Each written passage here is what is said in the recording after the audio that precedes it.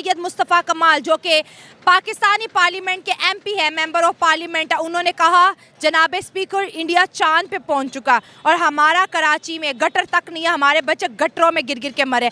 तो क्या इंडिया से इंस्पायर होना गलत है? इंडिया से इंस्पायर होना गलत नहीं है, लेकिन इंस्पायर होकर कुछ काम भी तो करें ना। कम से कम पाकिस्तान में रह के आप पाकिस्तान को ही इंडिया से लो साबित कर रहे हैं, तो आप क्या कर रहे हैं वहाँ पे ना? जहाँ पे अवाम की कदर नहीं होगी तो वहाँ पे मुल्क भी आपका डूबेगा ही, तरक्की नहीं कर पाएगा। इंडिया जब अपनी यूथ को इतना सपोर्ट कर रहा है तो उसकी मेन ये रीज़न ही ये है कि अपना उन्होंने जो है एक फोकस, एक प्लान के साथ चल रहे हैं और कंसिस्टेंट चल रहे हैं। अब देखें, हम चांद पे जा सकते हैं ना, सो के जा सकते हैं हम। तो इंडिया से इंस्पायर होंगे, लेकिन वो अपने मुल्क का नहीं ना सोचते।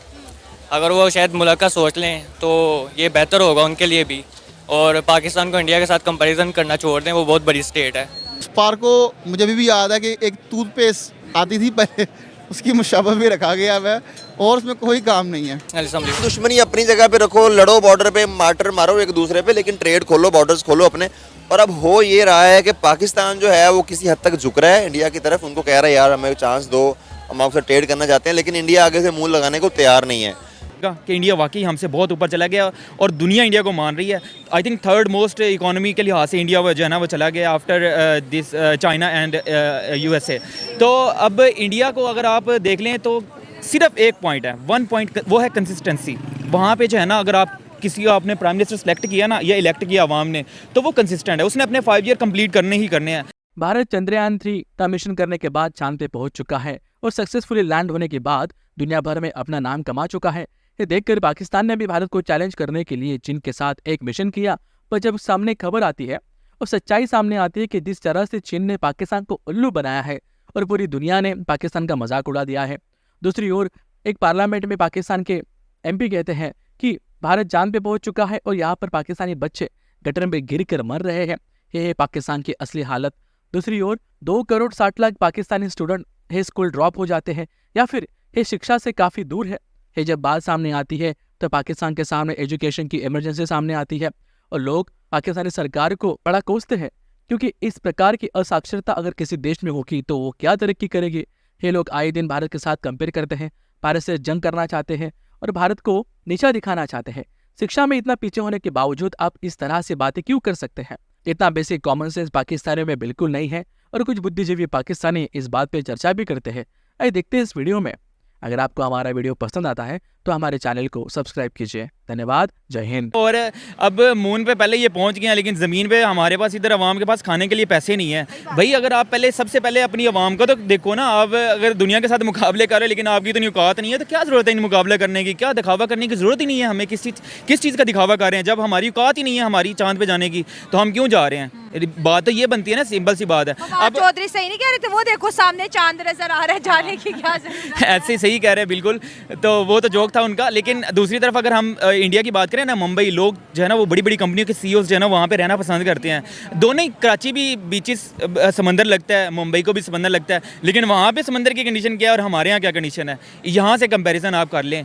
बाकी यही समुद्र बीच में जाओ तो गटरों के शापर पाँव को चिपक रहे हैं। हाँ जी, ऐसे ही है। हम लोग वहाँ पे गए और यकीन कर इतने बुरे इंतजाम है ना कि बंदा बस अब दिल खून के आंसू होता है मुल्क को देख के। और इंडिया ने इतनी तरक्की कैसे कर ली? ये तो वैसे मैं हर सवाल पे ये हर शो में पूछती हूँ, क्योंकि हर पर्सन का बड़ा मज़ेदार ओपिनियन होता है।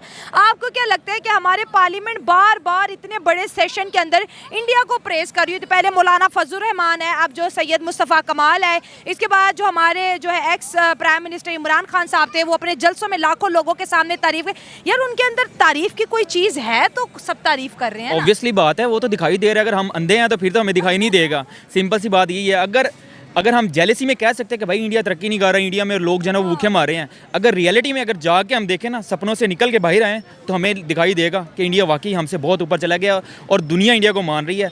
I think third most economy के लिहाज से इंडिया जो है ना वो चला गया after this China and USA. तो अब इंडिया को अगर आप देख लें तो सिर्फ एक पॉइंट है, वन पॉइंट, वो है कंसिस्टेंसी। वहाँ पे जो है ना, अगर आप किसी को आपने प्राइम मिनिस्टर सेलेक्ट किया ना या इलेक्ट किया आवाम ने, तो वो कंसिस्टेंट है, उसने अपने 5 ईयर कंप्लीट करने ही करने हैं। अब पाकिस्तान में दूसरी तरफ आप देखें कोई ऐसा प्राइम मिनिस्टर नहीं जिसने अपने 5 साल पूरे किए हों।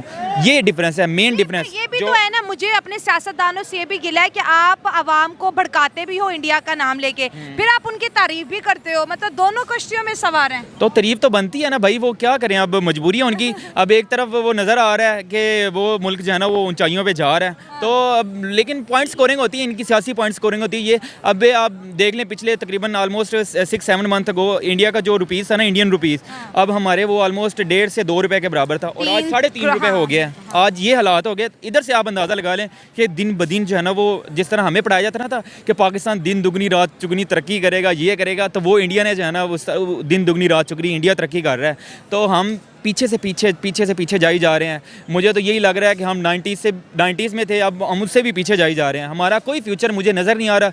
लोग जो है ना वो मुल्क से बाहर निकल के जा रहे हैं, तो बस यही फ्यूचर है और कोई फ्यूचर नहीं है। किसी बंदे को यहाँ पे अपना फ्यूचर नहीं नज़र आ रहा। अब मेरे से पूछे, मैं स्टूडेंट हूँ, मेरी डिग्री कंप्लीट होने वाली है ऑलमोस्ट आफ्टर 2 मंथ्स, तो मैंने क्या सोचा, मैंने भी बाहर का सोचा हुआ। सिंपली हमने अपना फ्यूचर देखना है।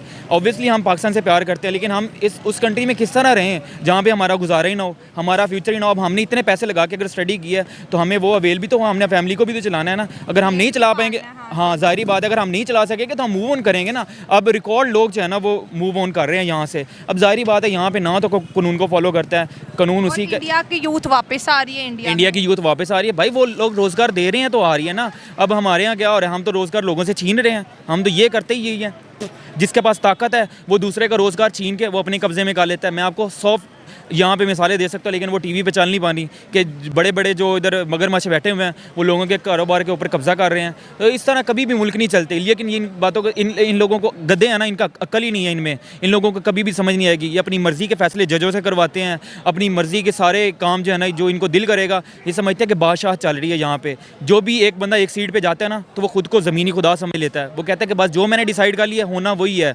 बादशाह समझते हैं। लेकिन हमारी कदर कोई नहीं है, आपकी कदर कोई नहीं है। अब हम लोग इतना मेहनत करके, मैं यहाँ पे स्टूडेंट हूँ, ठीक है, मैंने अपनी खुद के पैसों के ऊपर मैं वोट डालने के लिए गया हूँ, लेकिन हम लोगों ने जिस बंदे को हम वोट डालते हैं उसको वोट ही नहीं, सिरे से ही नहीं है, वो सिरे से ही नहीं है। तो जब आपके आवाम को इतना आपने नीचा दिखाया हुआ है, आवाम की कोई कदर नहीं है, यहाँ पे हमें कुत्तों जैसा ट्रीट किया जाता है, तो फिर आपके मुल्क के साथ भी यही होगा। जहाँ पे आवाम की कदर नहीं होगी तो वहाँ पे मुल्क भी आपका डूबेगा ही, तरक्की नहीं कर पाएगा। मैं कहता हूँ कि RSS के लोग जो है ना, RSS के लोग, they are much more loyal to the Constitution of India than the Pakistani Islamists.